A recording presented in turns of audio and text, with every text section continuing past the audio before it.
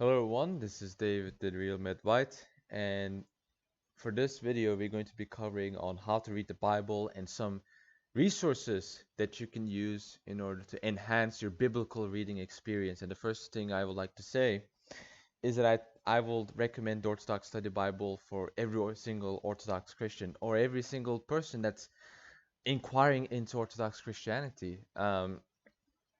It's generally very solid, has very good commentary. It has its own translation for the Old Testament, and it uses the New King James Version from the New Testament. And so, if you're worried about some misinterpretations from the King James Version, the commentary covers it. Okay, so there's some really good patristic commentary in the Orthodox Study Bible. I will recommend, as I said, anyone, if you're a noob, if you're a complete noob into Orthodoxy, get this Bible immediately and start reading it because it's pretty solid.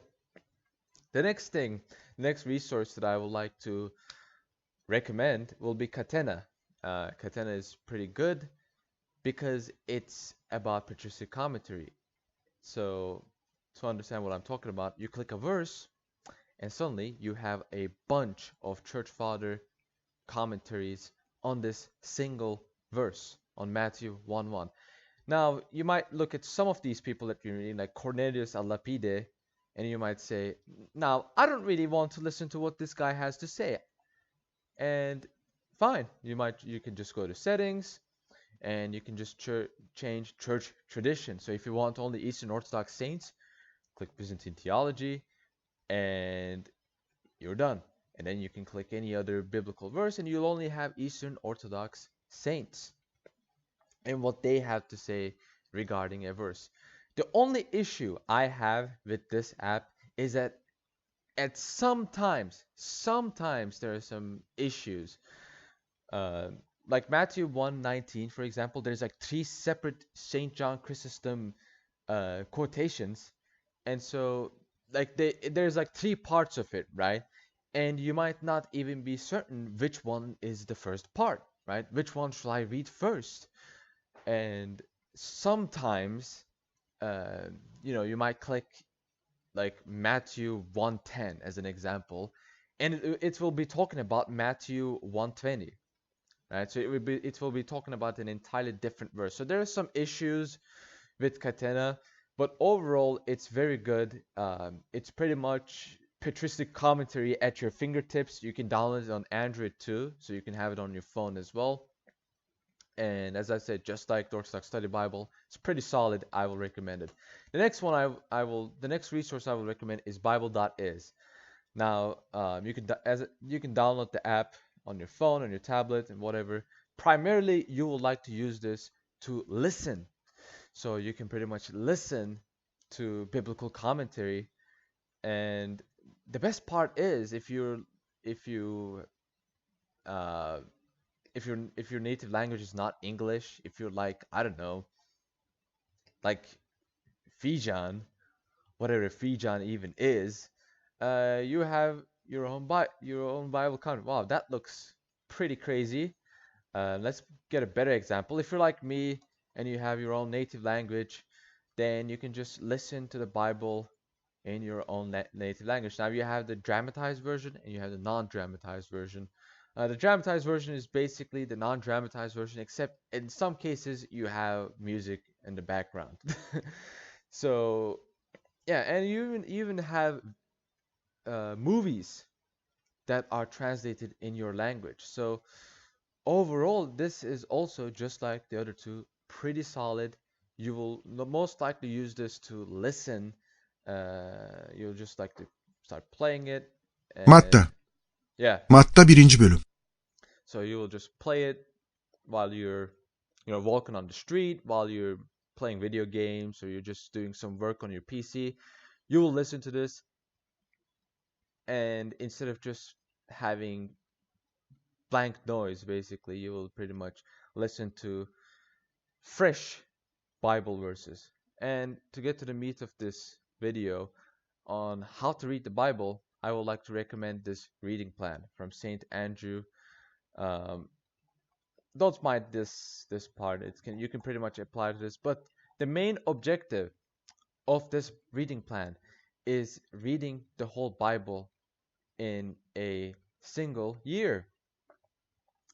And so in this case, it tells you will be reading the Old Testament every single day. You will be reading the Old Testament, the Psalms, the Proverbs, and the New Testament. And doing all four readings per day will take 15 to 20 minutes. So it's not going to take a lot of time out of your day. And reading it every single day will allow you to develop good discipline, and it will also allow you to develop some good consistency so that you won't have some crazy reading schedule where you just read it like one day and 3 days later you read like 5 verses, and then 1 week later you read 2 verses, and it's just a huge mess. And so instead of that, you can just slowly read the Bible every single day, just 3 verses in the Old Testament, a couple Psalm readings, couple verses from Proverbs, and couple and chapters from the New Testament.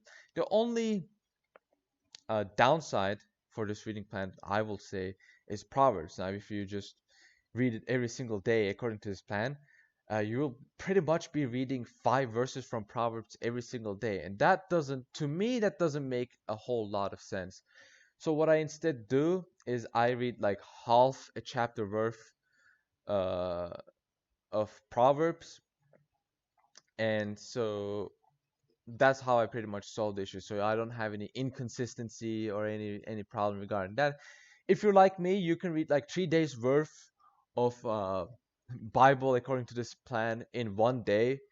And so you can, instead of just reading the whole Bible in one year, you can just finish it in 3 months, right? And 3 months is pretty good considering the fact that we're talking about a book that is like 2,000 pages, right?